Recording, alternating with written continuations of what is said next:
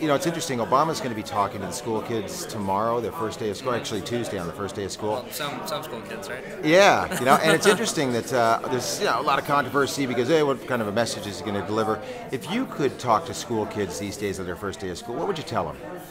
I'm not sure what Obama plans to tell them, but I imagine it's, along the same lines that anyone would tell them. Just, when you're at that age, it's important to keep your head up and really, think about what you're going to do. I mean, I think school kids at that age, elementary school, middle school, really, have to have a good sense of themselves, and confidence building and building a sense of civic duty and educational duty, I think, to themselves and their community is really important.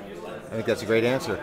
Okay, so let's talk about one of your more memorable first days of school, because you've probably had 15 or so when you're just coming up through the ranks. I mean, do you remember one, like Allison was saying, she cried every day. Do you have any embarrassing or interesting moments first days of school? Well, my very, very first day of school, my very first day of kindergarten, I remember getting up and my mom waking me up at like 5:30 in the morning.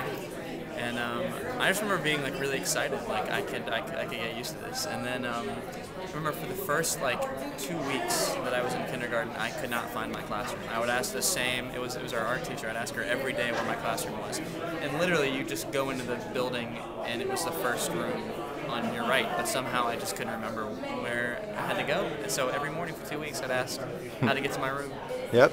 Okay, so I've asked probably a dumb question or two here already, but think back on your whole time at the tour thus far. What is the most stupid question anybody has asked you? I mean, the one where you just went like, oh, come on, what kind of a question is that? I think especially for people interviewing us, I get a lot of, what's your name again? That always makes us feel really good. Both about the people that are here interviewing us and about ourselves, so that's great. Yeah. Okay.